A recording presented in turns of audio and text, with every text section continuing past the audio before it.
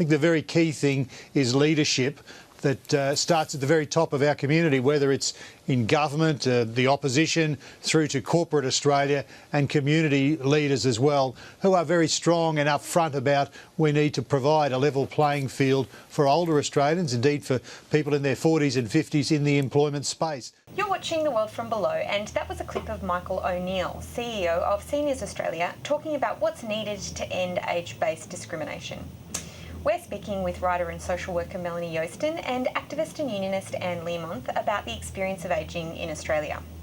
We hear a lot about the desirability of active ageing, where older people are encouraged to work for longer, remain active for longer and avoid illness. Melanie, what's your response to this kind of messaging, and what do we mean when we're talking about older people?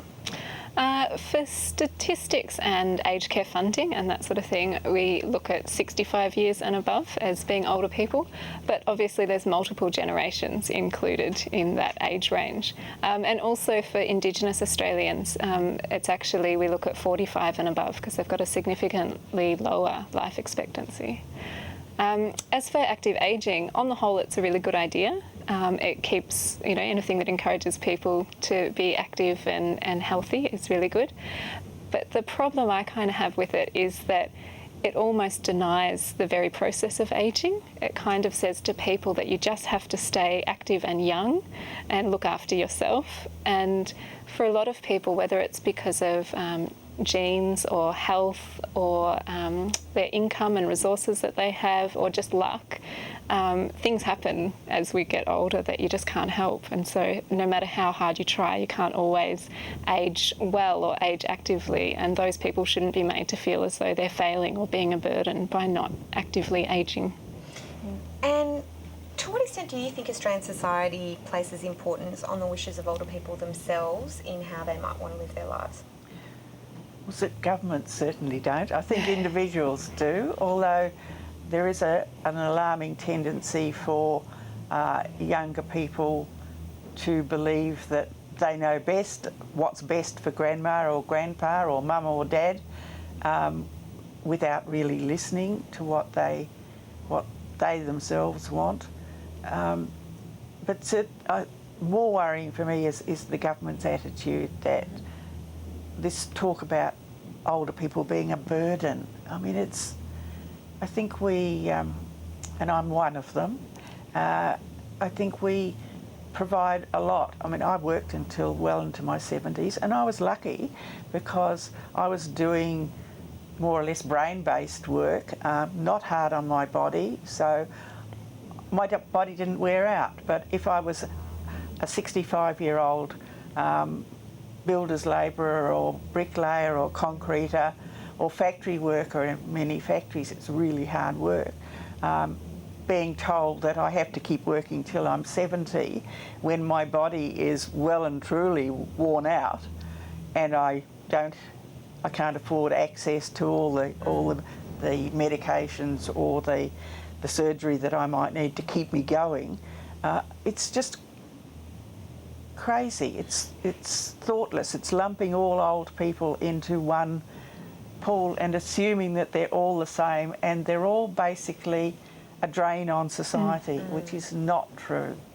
Can you tell me, when we read accounts of older people and what it's like to grow old in Australian society, we hear a lot about the idea that people feeling invisible. Can you explain why you think people might give that account? I think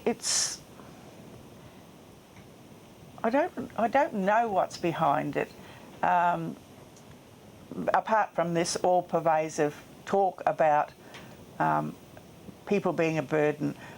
My mother had rheumatoid arthritis and she was diagnosed quite young, and by the time she was in her 60s, she was looking very frail. She lived in New Zealand but used to travel across here.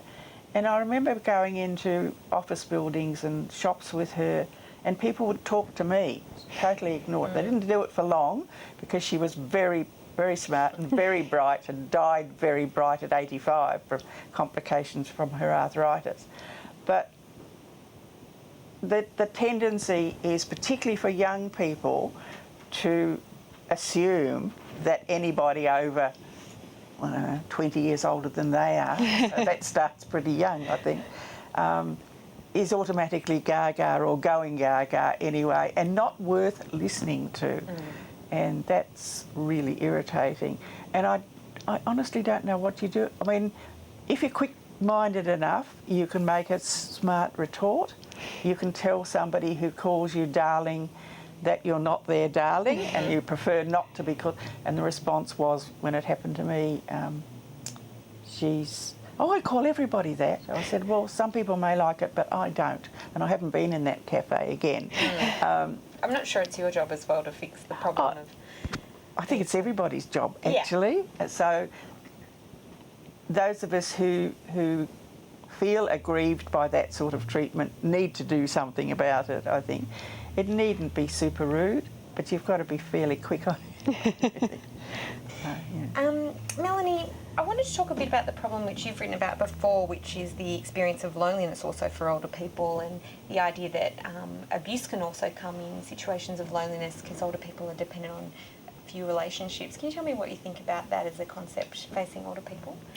Yeah, well, with elder abuse, it can be any kind of abuse. It might be financial or psychological or physical that happens within a relationship of trust.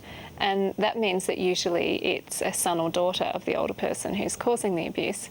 And often there's no one else to turn to, and the son or daughter is who the older person might rely on for assistance.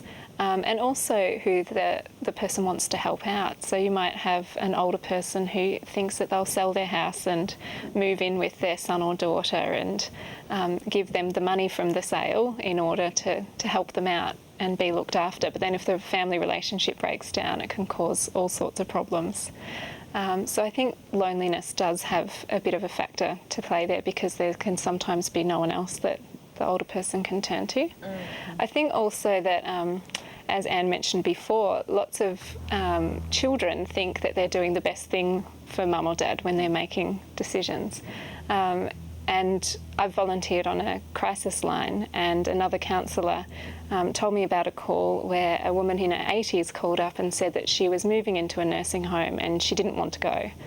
And she was feeling suicidal because of it. She just felt, well, what's the point? And when asked further questions about it, she said, oh, it was my children who were making me go, and I don't want to cause a fuss. I don't want to be a burden on them. And I am very lonely, but I can't see how moving in with a whole bunch of strangers into a life that's not mine will solve that. And so I think that kind of shows how some of the problems that people can have. Okay, we're going to take a quick break. You're watching The World from Below, and we'll be back after this to discuss how society is starting to recognise the rights of older people better, both culturally and legally. Stay with us.